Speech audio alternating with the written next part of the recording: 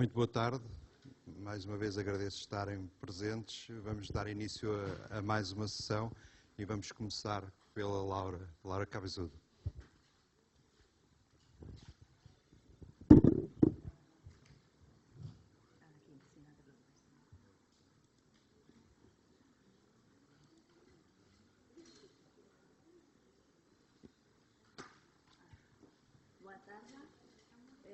Buenas tardes, espero que hagamos una buena digestión a estas horas con la ponencia. Bueno, el reto del anexo 3. ¿Por qué es un reto el anexo 3 para las administraciones públicas?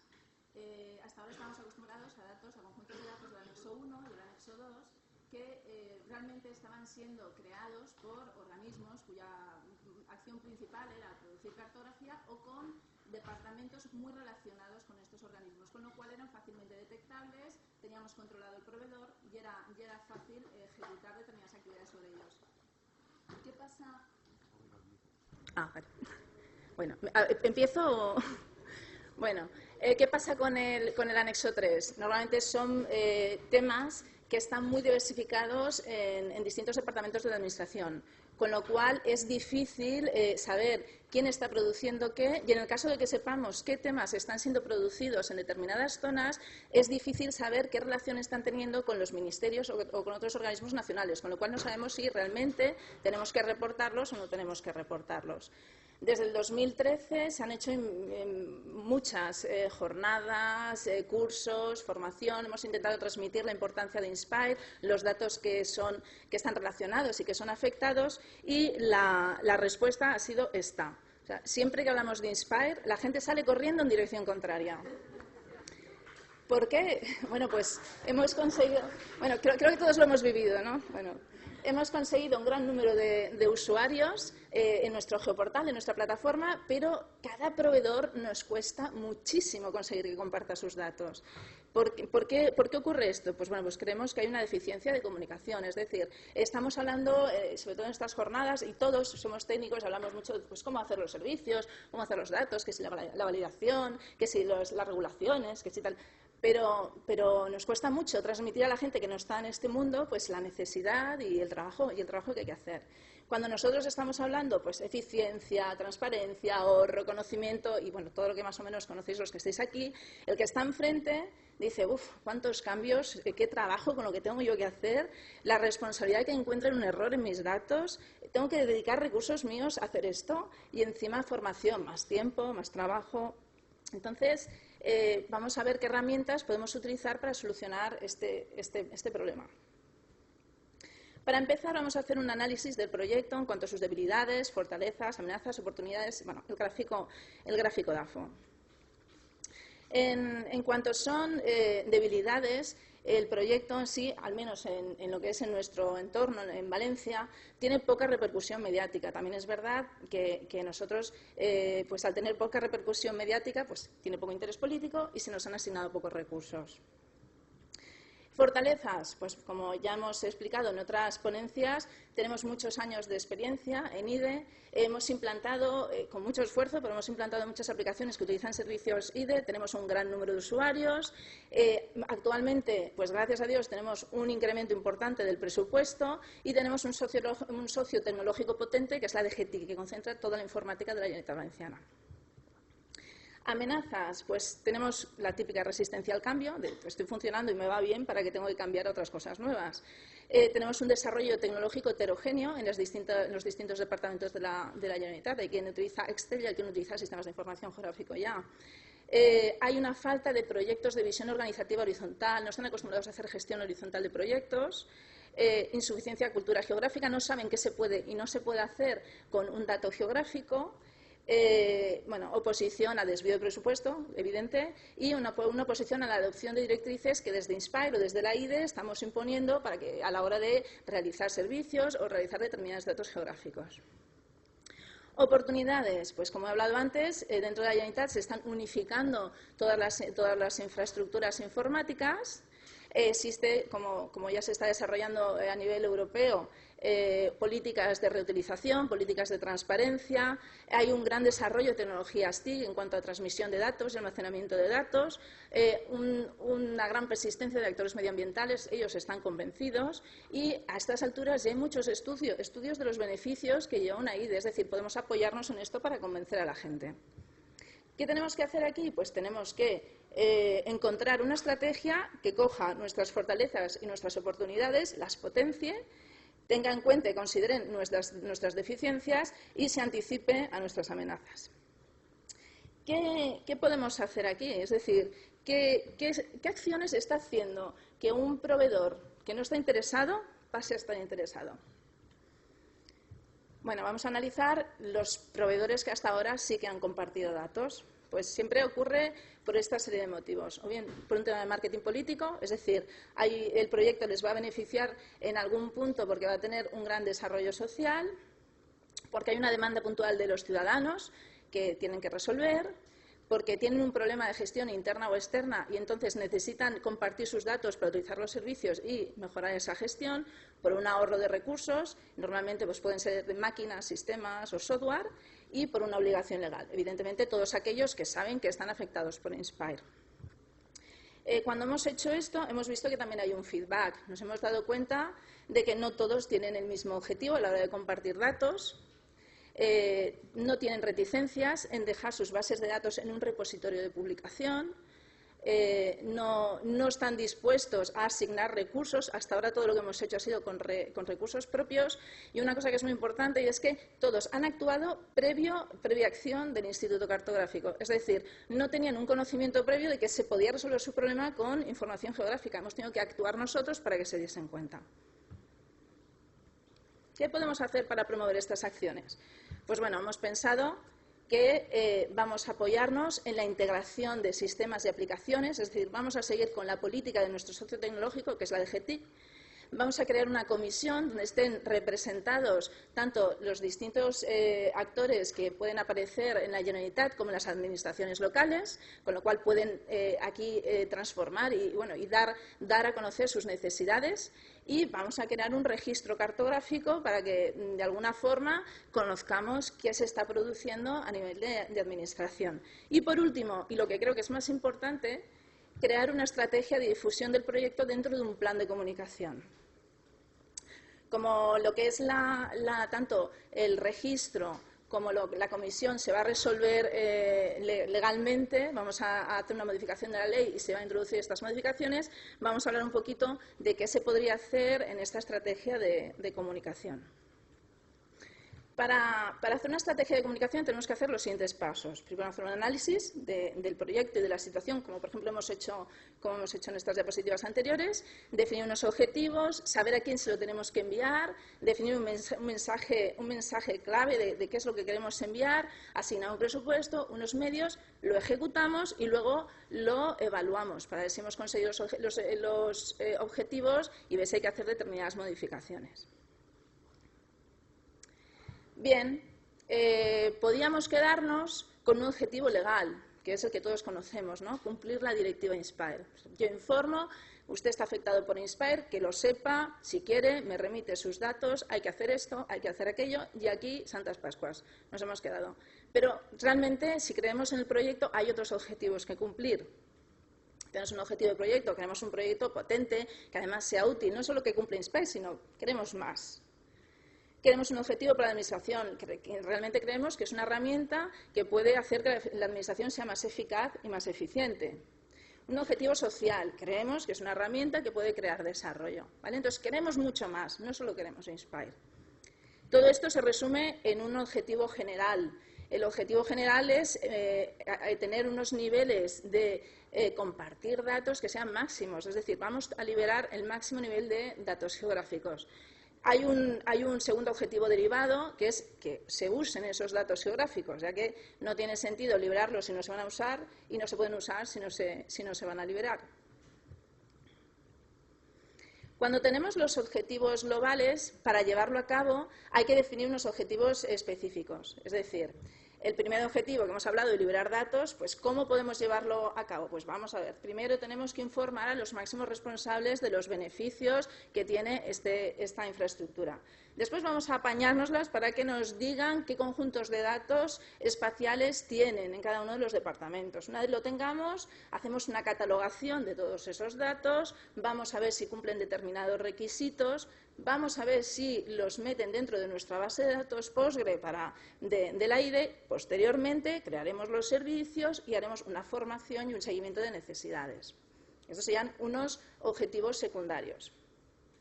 En el segundo objetivo, que sería el de usar los datos, podríamos encontrarnos pues, con unos objetivos secundarios que serían informar sobre el proyecto igualmente, informar a nivel de usuario y a nivel de servicios. Cuando marquemos los objetivos, es importante que en objetivos específicos pongamos plazos, con plazos máximos de 1 año, para que podamos medirlos fácilmente, y pongamos datos numéricos, es decir, pues aumentar en un porcentaje el número de uso, por ejemplo, de los servicios. Y que sean alcanzables, claro.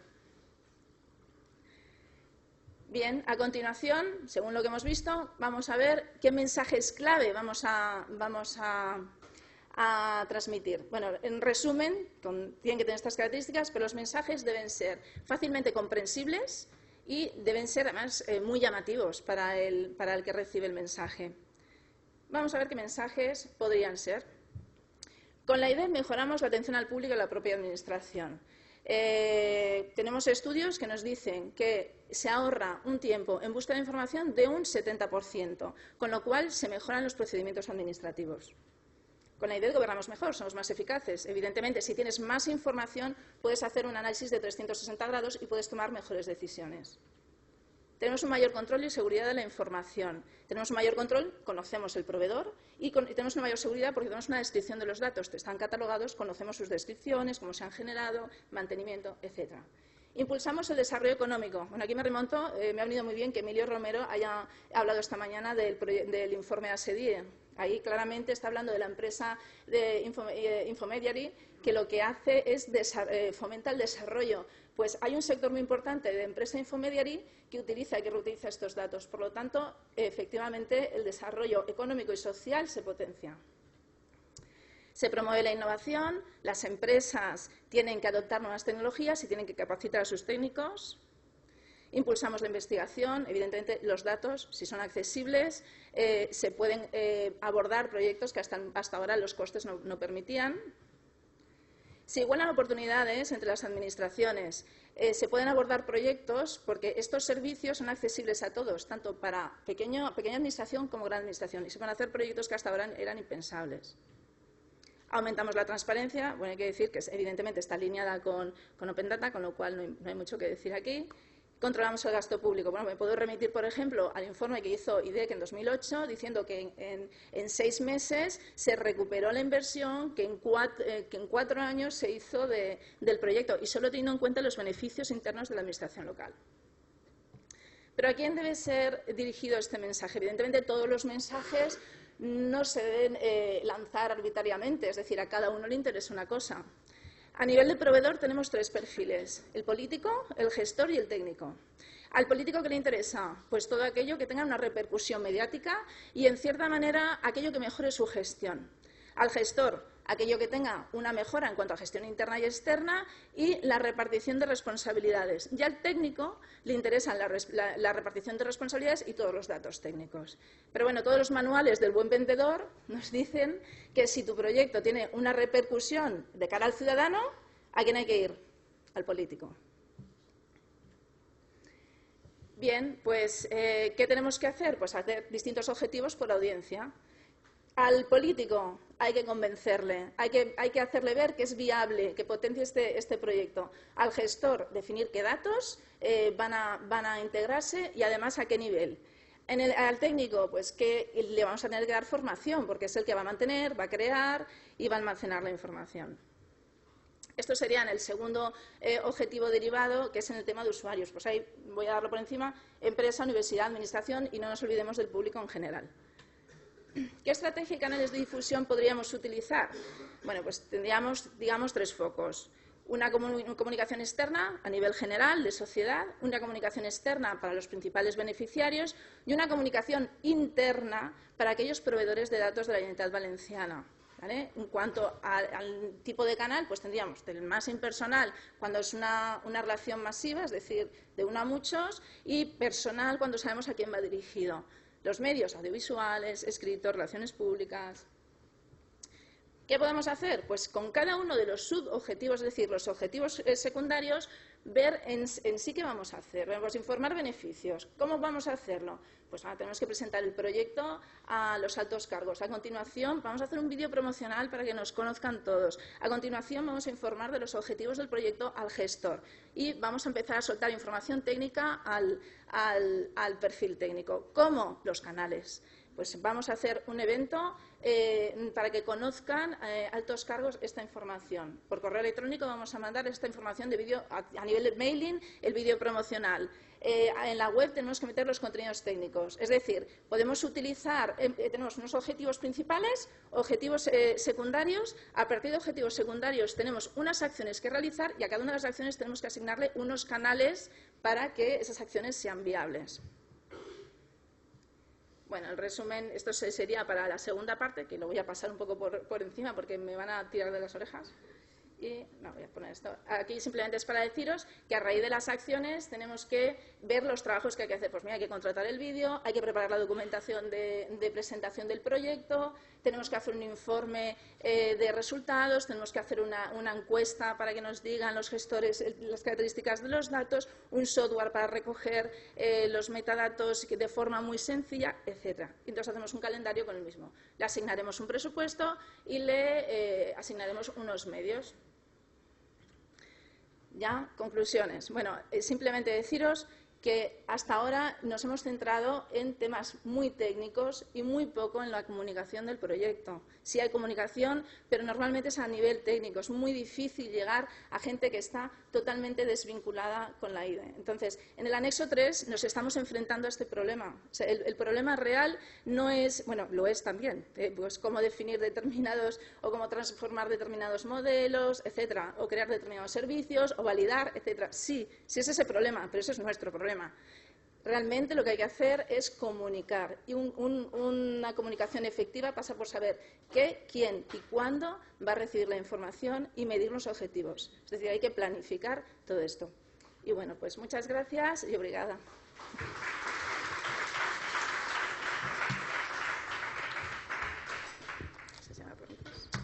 Obrigado, Laura.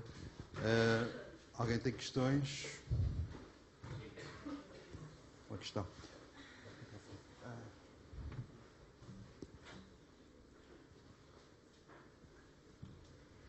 Enhorabuena, Laura, porque me ha parecido realmente, estoy aquí, novedoso el enfoque. Y además creo que uno de los graves déficits de los países latinos es que el marketing público lo tenemos muy abandonado y el tema de comunicación me parece un enfoque realmente muy interesante.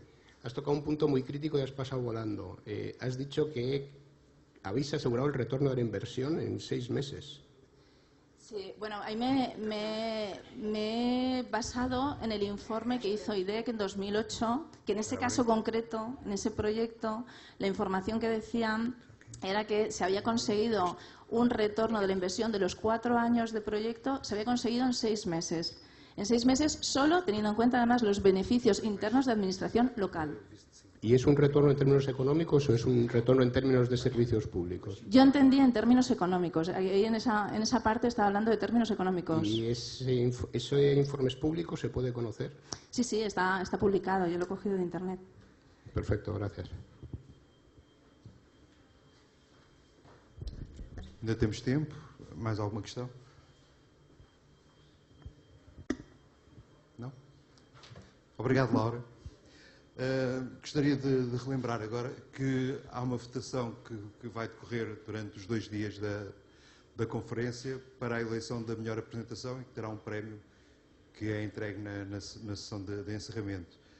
Para além das indicações que receberam via e-mail, há também uns QR codes espalhados pelas salas que dizem como é que se pode votar. Obrigado. Vou dar a palavra agora à Teresa Rafael, nos vai falar um pouco sobre o Snimar. Então, boa tarde a todos. Vou-vos dar uma apresentação, desta vez já sobre o Geoportal Snimar, uma vez que temos vindo a apresentar a evolução deste projeto nestas jornadas, inclusive o ano passado em Barcelona. Portanto, agora terminamos o projeto e passamos para uma fase em que já vos posso dar a conhecer o resultado deste projeto. Vou começar por um breve enquadramento sobre o que se passou para trás, de uma forma breve, depois falar do próprio Geoportal e, por fim, quais as oportunidades e os desafios que iremos enfrentar agora para o futuro, já sem financiamento de projeto. Como sabem, este projeto foi um projeto financiado pelos EA Grantes, portanto, pela Islândia, Noruega e Liechtenstein. Teve um financiamento de 2,35 milhões de euros, portanto, um financiamento bastante agradável para construir esta IDE. O enquadramento deste projeto foi a Diretiva Inspire e foi também a Diretiva Quadro da Estratégia do Meio Marinho. Portanto, com este Geoportal pretende-se dar resposta e ser uma ferramenta de apoio à implementação desta diretiva. O projeto teve a duração de 36 meses e terminou, como disse, no que diz respeito ao financiamento, em abril de 2017. Estas são as entidades envolvidas. A estrutura de missão para a extensão da plataforma continental foi a entidade promotora. Tivemos 2 parceiros doadores, um da Islândia e outro da Noruega, um parceiro nacional, o Instituto Português do Mar e da Atmosfera, e depois 10 entidades participantes, que de alguma forma fazem parte todas da Administração Central do Estado e das regiões autónomas e que nos deram contributo como produtores de dados geográficos. Para além disso, envolvemos também a Faculdade de Ciências, porque se entendeu que era uma entidade que nos podia dar apoio no que diz respeito ao desenvolvimento do próprio projeto e tinha experiência, como sabem, em sistemas de informação geográfica. Começámos com este problema, que existe em quase todo lado, que é saber que informação marinha existe, onde é que ela se encontra e como é que nós podemos aceder à informação. Portanto, é um problema transversal a várias áreas do conhecimento, não só a área do mar, e que também existe em Portugal. Com este projeto pretendeu-se resolver um geoportal de acesso ao público, portanto, sem logins, sem passwords, sem nada disso, de acesso imediato a qualquer cidadão e, através deste geoportal, permitir que as entidades que são detentoras de informação possam partilhá-la, possam todos pesquisar e possam todos fazer acesso e download. Portanto, isto para todos. Portanto, não existem pesquisas nem acessos diferenciados neste geoportal. Como é que isto foi desenvolvido? Foi desenvolvido em 3 etapas. A primeira, em que procurámos identificar a informação que existia junto das entidades participantes. Aqui neste slide, por nó local, entende-se cada nó local uma entidade participante. Depois, catalogámos a informação e, por fim, criámos uma ferramenta que permitisse visualizar, partilhar e dar acesso a esta informação. E aqui houve 2 tipos de ferramentas, uma em cada nó local, portanto em cada entidade participante, e outra que é o próprio geoportal, que corresponde neste caso ao nó central. Como é que fizemos isto? Demos meios a todas as entidades que aderiram a este projeto para poderem compilar a sua informação e para organizá-la, e para isso demos um recurso humano, demos um portátil e um servidor com firewall, de forma a que todas as entidades tivessem todos os meios para poderem organizar a sua informação geográfica. Depois tentámos repartimos a coordenação dos diferentes work packages do projeto pelas entidades envolvidas, de forma a não ficar tudo concentrado numa entidade só, neste caso que éramos nós, a MEPC.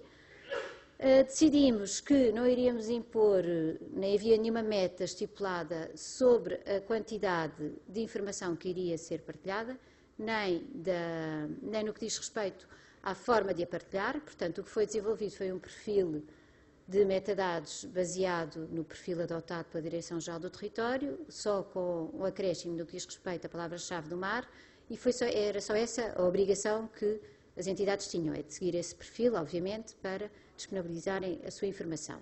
Mas não foi estipulado qualquer tipo de imposição sobre a qualidade ou quantidade de informação. Este é o resultado. O que é que nós temos aqui? Temos aqui representado do lado esquerdo os nós locais, portanto, um em cada uma das entidades participantes, um nó central, que é o próprio do Geoportal, e que está localizado no Instituto Português do Mar e da Atmosfera. É importante realçar que, embora a estrutura de missão tenha sido a promotora do projeto, o projeto vai ficar e já está alojado no Instituto Português do Mar e da Atmosfera, dado que é uma estrutura permanente, que não é o caso da estrutura de missão, e são eles que irão suportar e manter este geoportal em funcionamento para o futuro. Portanto, este geoportal, por harvesting, vai buscar a informação a cada um dos nós locais, e estes nós locais, por sua vez, são alimentados por duas aplicações. A primeira, esta SAS, foi desenvolvida para os dados da MEPC, uma vez que dispunha de bases de dados organizadas, e foi desenvolvida uma aplicação que permite gerar metadados automaticamente a partir desta aplicação. E foi criado também um editor de metadados que permite às outras entidades catalogarem a sua informação. Portanto, tudo isto está ligado a outra aplicação que foi desenvolvida no âmbito do projeto, que é um dicionário do mar. E qual foi o objetivo desta aplicação? O objetivo desta aplicação foi de criar um dicionário do mar de forma a que todas as entidades pudessem utilizar para palavras-chave caracterizadoras da informação marinha e que permitissem um entendimento comum sobre estas palavras. O que é que isto permite? Isto permite melhorar a pesquisa, quando a pesquisa é feita, quer ao nível do catálogo local, quer ao nível do geoportal central. Portanto, esta aplicação está ligada ao próprio editor e ao SAS, está ligada ao catálogo local e também está ligada ao geoportal. Portanto, aqui tem a diferença, tudo isto é de acesso público, o catálogo local afeta cada uma das entidades, e toda a informação que as entidades entendam que querem ver publicada para o público, publicam-na a nível do catálogo local, e por harvesting ela aparece automaticamente no geoportal central. O que é que foi desenvolvido? Tal como eu já disse, foi desenvolvido um perfil comum, portanto um perfil de metadados com uma especificidade para o mar, e foram desenvolvidas algumas boas práticas de partilha de informação entre as entidades, as quais assinaram um documento, dois, um no início e outro no fim, em que se comprometem a manter, neste caso agora neste final, a manter o geoportal com informação atualizada, pelo menos durante 5 anos, que é o período que nós temos de obrigações em relação aos nossos parceiros doadores. Aqui temos alguns resultados, portanto, 8 entidades receberam na prática aquele kit que falei ainda há pouco. Temos um geoportal de acesso ao público, temos 9 catálogos online, porque existe um catálogo online que não teve necessidade de ter esta infraestrutura para disponibilizar a sua informação. Temos 1.861 palavras-chave introduzidas na aplicação Collaborative Keywords, que foi feito com a colaboração de todas as entidades participantes. Temos 2.113 metadados, 283 serviços e uma particularidade que se diz respeito aos dados históricos, que era uma obrigação de projeto, termos pelo menos 5.000 registros de informação histórica associada ao projeto. Neste momento são cerca de 6.000 e pouco que existem no geoportal. Aqui tem o homepage do geoportal, temos um site do projeto ainda, podem entrar diretamente pelo site ou diretamente no geoportal.snimar.pt. Este homepage dá-vos logo uma ideia do tipo de geoportal, ou seja, do lado esquerdo temos uma organização da informação, que está organizado aqui, agora não se vê, mas pelos mais recentes, os mais populares, por disciplinas, que são temas, e por instituições, portanto, dá visibilidade a cada uma das instituições, permite ver logo que instituições é que contribuem para a informação e que quantidade de informação é que têm os contadores, portanto, permite ver qual é a quantidade de conjuntos de dados geográficos que cada entidade está a contribuir para o geoportal. Depois, o que é que temos de particularidade deste geoportal? Permite, deste lado, fazer a pesquisa e, imediatamente, também um visualizador ao lado, portanto, na mesma interface é possível fazer a pesquisa e visualizar a informação. Tem 2 tipos de pesquisa, uma pesquisa livre, em que tem um sistema de autocomplete, caso sejam palavras que existam já associadas aos metadados existentes, e também uma pesquisa avançada, que permite uma interação de palavras-chave associadas a várias divisões que nós escolhemos, que nos pareceram interessantes para a pesquisa.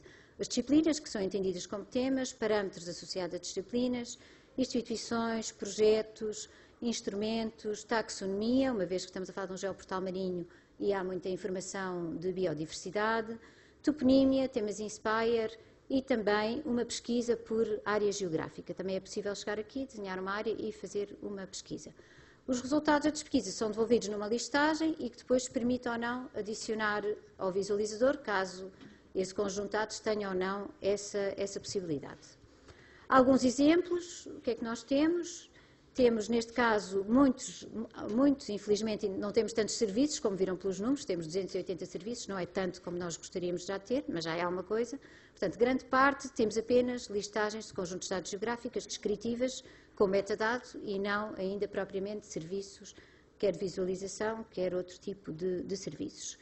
Depois temos aqui um exemplo de um WMS do IPMA, portanto, aqui temos um serviço em que há uma previsão da temperatura para os 2 dias seguintes, portanto, é atualizado diariamente este serviço. Outro exemplo, os tsunamis em Portugal, também é um serviço, um WMS. Um WMS sobre as águas balneares em Portugal. Os dados batimétricos, neste caso da estrutura de emissão, portanto, também estão disponíveis, um WMS. Os limites de sítios de importância comunitária, portanto, associado à conservação da natureza, este já é um WMS do Instituto da Conservação da Natureza e das Florestas. Outro, associado a atividades desportivas, isto só para vos dar uma ideia da diversidade de informação que pode existir no geoportal. Uma área de distribuição e, neste caso, um exemplo de um serviço WFS em que temos uma série de informação associada, portanto, o próprio link para o WFS, para o WMS, um link para adicionar ao Google Maps e um zip que nos permite fazer download de todas as shapefiles associadas a este conjunto de dados. Para além disso, e neste caso em particular, e em vários exemplos, também temos uma informação complementar, que neste caso remete para o site do ICNF, onde é possível fazer download de uma série de documentação, tabelas Excel, ficheiros PDF, que dizem respeito a este conjunto de dados. O meu último ponto diz respeito às oportunidades e aos desafios, portanto, foi construída a ferramenta de base está construída, é preciso ser melhorada, porque está sempre, não é? Nós terminamos o projeto e todos os dias, quase, quando vou ao geoportal, descubro mais uma coisa, isto não está a funcionar bem, portanto, isto parece que há sempre coisas que não estão bem. Portanto, agora temos este desafio, que é a manutenção do projeto, como é que vai ser mantido, e todas as aplicações associadas, portanto, não basta criar a ferramenta, agora vem a parte mais interessante, não é? Que é a parte de melhorar e manter. De qualquer forma, o que já foi feito, penso que já permitiu alguma visibilidade, e nomeadamente no que diz respeito à ligação que este geoportal temático tem ao SNIG. Portanto, neste momento houve uma alteração ao Decreto-Lei 180/2009, que permite a ligação ao SNIG de infraestruturas de dados espaciais temáticas, e é o caso do SNIMAR. Portanto, há uma complementaridade entre o SNIMAR e o SNIG, em que o SNIMAR alimenta o SNIG, portanto, isto permite que não haja duplicação de trabalho nem de esforço das entidades que estão associadas ao mar. E, por outro lado, o próprio SNIMAR, que era também o objetivo de projeto, está neste momento já ligado ao geoportal da Islândia, e estamos a tratar da ligação ao geoportal da Noruega.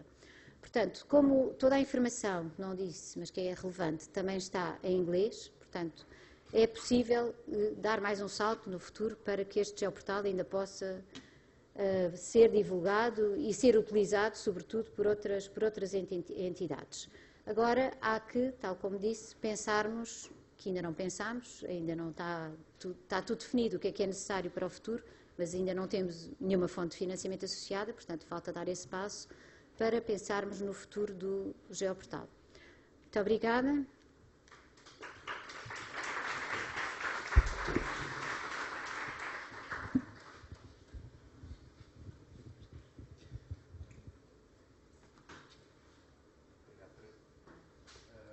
Temos tempo, não sei se alguém tem alguma questão para colocar. Ninguém? Então coloco eu. Teresa, embora eu tenha acompanhado mais ou menos o projeto, sou de uma das entidades parceiras, a questão que gostaria de colocar é a seguinte. Foi um projeto importante, interessante, mas quais foram as principais dificuldades que encontraram na implementação do projeto? As principais. A principal é sempre a mesma, não é? É a partilha. Primeiro que tudo, convencer as pessoas de que a informação nunca passa... Nós não pedimos informação a ninguém, portanto, todo o que estão a partilhar é metadados e dados, se assim o entenderem, mas toda a informação é publicada ao nível de catálogo local, portanto, em cada entidade, e cada entidade decide exatamente o que é que deseja ou não deseja mostrar ao mundo, por assim dizer. Portanto, essa fase é sempre difícil, de convencer as entidades de que não estão a perder nada, antes pelo contrário, estão a ganhar, e que as vantagens da partilha. Essa foi uma fase difícil. E depois, a mais difícil de todas, é conseguir desbloquear toda a burocracia associada aos procedimentos do equipamento que foi necessário comprar. Porque é muito, muito complicado neste momento, mesmo com dinheiro financiado, mesmo se não sendo dinheiro português, é muito complicado nós termos desbloqueado isto tudo para fazer estas aquisições. Foram comprados servidores, portáteis, desktops, portanto, tudo isso é uma burocracia muito, muito complicada de desbloquear isso. Obrigado. Mais alguma questão? Não? Ok. Muito obrigado, Teresa. Vamos avançar. Temos agora uma apresentação da Úrsula Balas, que é sobre cadastro.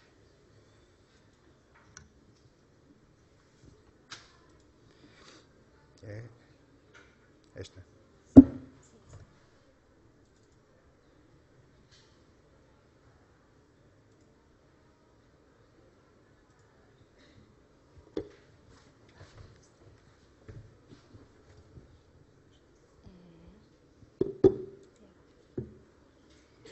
Muchas gracias, Luis. Buenas tardes a todos.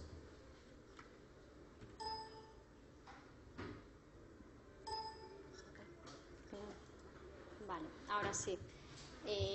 La presentación es acerca de las parcelas catastrales Inspire en la Dirección General del Catastro. El conjunto de datos de parcela catastral es uno de los temas del anexo 1 de la Directiva Europea Inspire y, por tanto, tiene que estar implementado a fecha de 23 de noviembre de 2017, conforme al Reglamento 1089 de 2010. Para la armonización del conjunto de datos de parcela catastral se establecen desde Inspire unas reglas de implementación, y en el caso de este conjunto de datos, pues este es el documento que recoge las especificaciones técnicas para este conjunto de datos. Para ayudar a la transformación de los conjuntos de datos de parcela catastral en el territorio nacional español, se creó el Grupo Técnico de Trabajo de Parcela Catastral dentro del CODIGE. Este grupo de trabajo está integrado por la Dirección General del Catastro, que es la responsable del 95% de los datos del conjunto de datos de parcela catastral, y además es quien coordina este grupo de trabajo. El coordinador es Fernando Serrano, que es vocal asesor y jefe de la unidad de cartografía catastral. También forman parte del grupo de trabajo el Servicio de la Riqueza Territorial y Tributos Patrimoniales de la Hacienda de Navarra, el Departamento de Hacienda, Finanzas y Tributos de la Diputación Foral de Álava, el Departamento de Hacienda y Finanzas de la Diputación Foral de Vizcaya y los Departamentos de Hacienda y Finanzas y Medio Ambiente y Ordenación del Territorio de la Diputación Foral de Guipúzcoa. Una de las principales tareas que ha tenido este grupo de trabajo ha sido la creación de esta guía de transformación de conjuntos de datos espaciales de parcela catastral al marco Inspire. De este documento existe una primera versión, la versión 0, que es de octubre de 2016, que está publicada en la página web de la IDE. Y esta primera versión solo contenía información de este conjunto de datos de parcela catastral y los servicios Inspire de la Dirección General del Catastro. Durante este tiempo, además de llevarse a cabo varias reuniones del grupo de trabajo, hemos mantenido un contacto continuo con los diferentes organismos responsables de este conjunto de datos en el territorio nacional, y según han ido implementando sus datos y servicios conforme a Inspire, nos han proporcionado la información y la hemos ido incorporando al documento. y además pues hemos ido comprobando sus servicios y si detectábamos que algún servicio no proporcionaba la respuesta esperada, pues también se lo comunicábamos para que pudieran solucionar los problemas que pudiera haber.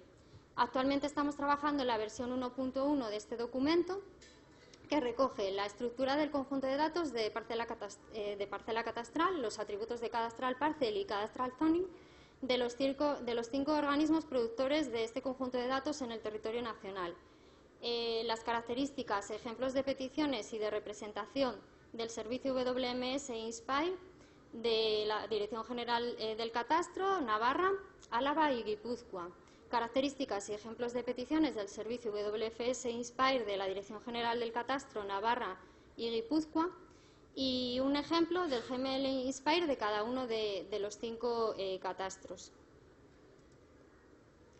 Aquí tenemos el servicio WMS Inspire de los 4 catastros que tenemos ahora mismo, que están disponibles, que son la Dirección General del Catastro, Navarra, Álava y Guipúzcoa. El tener el servicio WMS implementado lo que nos permite es disponer de una continuidad en el catastro.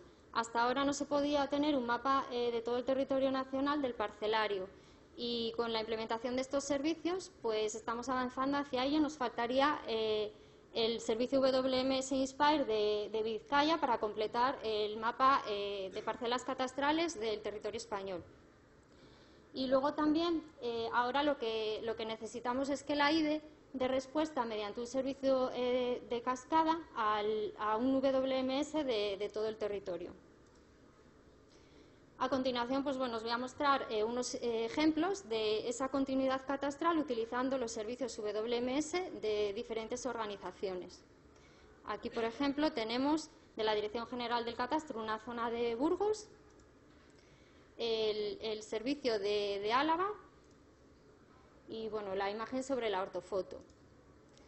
Aquí en este otro ejemplo pues tenemos de la Dirección General del Catastro una zona de La Rioja, el servicio de Álava y la imagen sobre la ortofoto.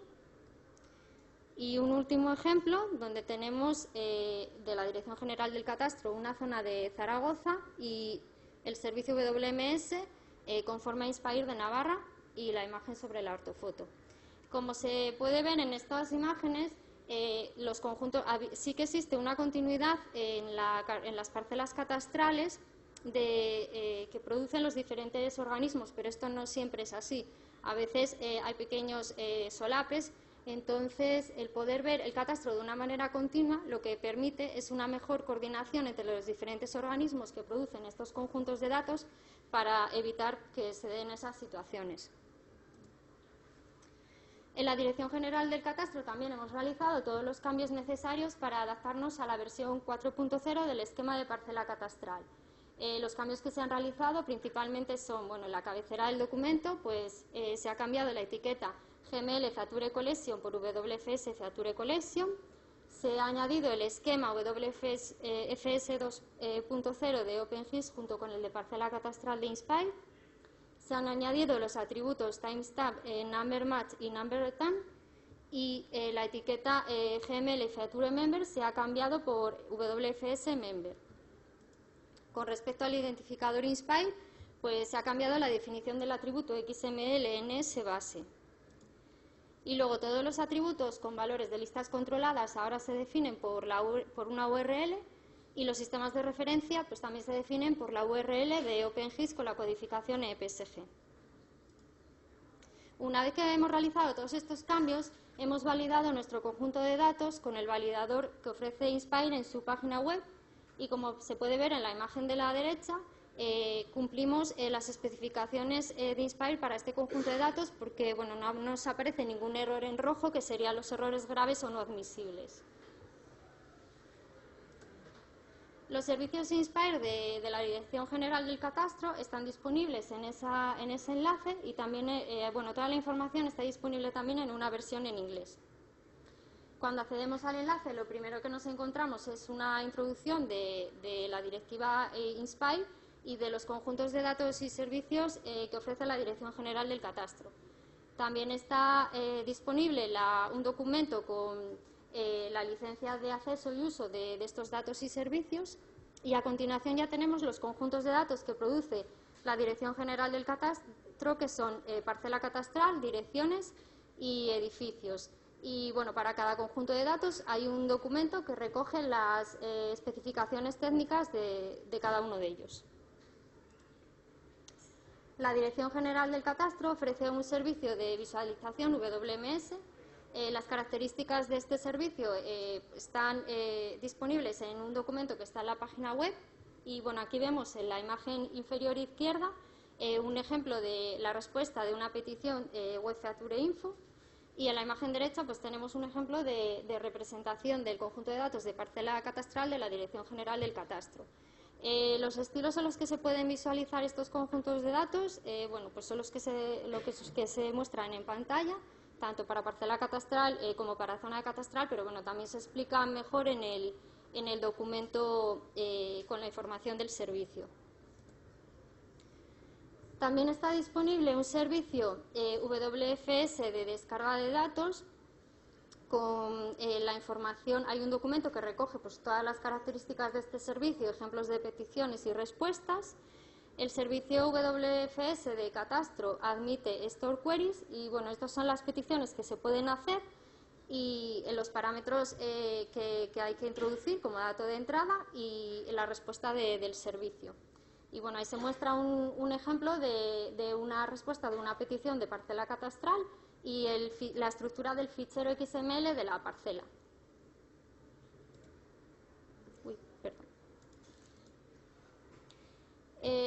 También está disponible el servicio Atom, de descarga de datos predefinidos Inspire. Este servicio, el servicio Atom son ficheros XML que se generan 2 veces al año en la Dirección General del Catastro y cuando se accede al enlace para descargar estos datos, pues nos aparece un listado con las gerencias que hay en la Dirección General del Catastro y pinchando en una gerencia accedemos a una pantalla donde nos aparece una carpeta donde nos podemos descargar para cada municipio el fichero Atom. Y la descarga, el ejemplo de una descarga Atom, pues sería lo que, la imagen que vemos en la parte inferior derecha de la pantalla. La aprobación de la Ley 13/2015 de 24 de junio de reforma de la Ley Hipotecaria establece que la cartografía catastral se constituye como base gráfica del registro de la propiedad. Además aparece la figura de finca coordinada con el catastro. Para este proceso de coordinación catastro-registro se utiliza el GML Inspire de parcela catastral. Toda la información acerca de la coordinación catastro-registro está disponible en el portal de la Dirección General del Catastro.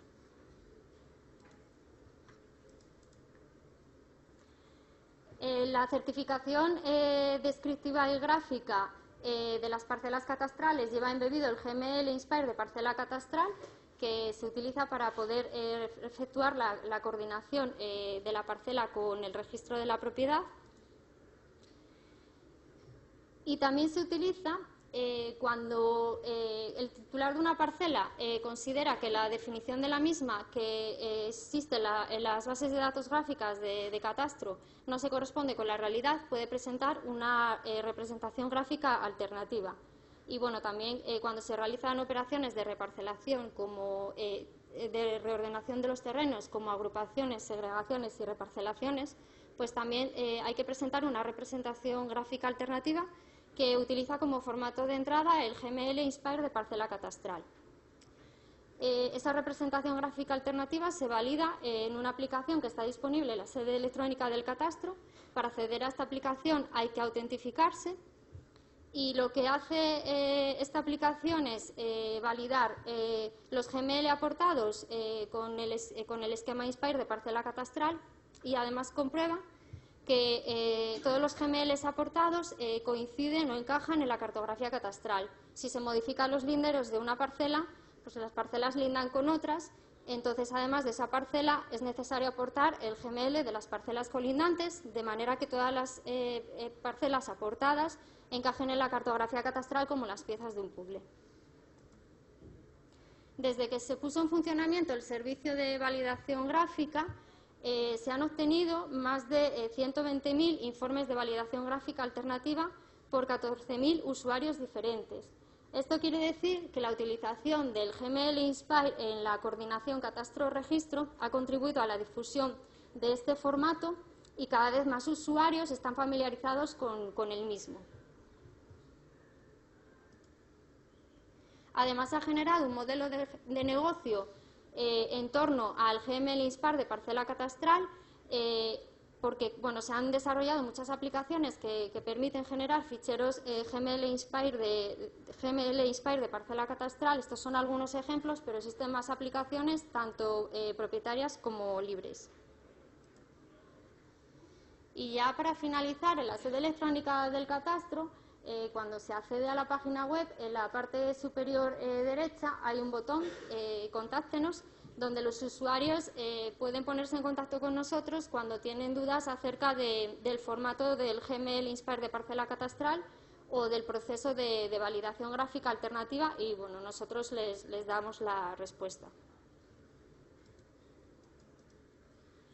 Muchas gracias por su atención y sí.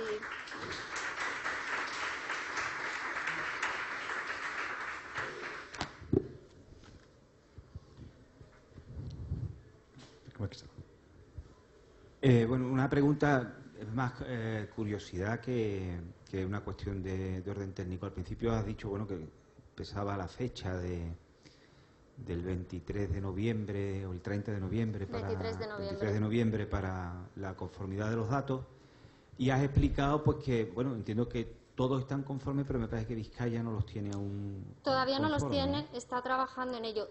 El conjunto de datos ya lo tiene. Lo que le falta es implementar los servicios. En todo caso, te ha dado por preguntarte qué dirá la comisión si falta un trocito de territorio tan pequeño como Vizcaya. Espero que sean generosos, ¿no? Podemos decir que el 98% de los datos del conjunto de parcela catastral, o el 99%, están completos. Entonces, en principio, esperemos que no digan nada. Mais alguma questão? Não, parece que não. Resta-me agradecer a vossa presença e resta-me agradecer especialmente as apresentações da Laura, da Teresa e da Úrsula por terem cumprido os tempos e por terem sido excelentes apresentações. Muito obrigado. Vamos fazer um intervalo agora de 30 minutos, depois continuaremos o trabalho.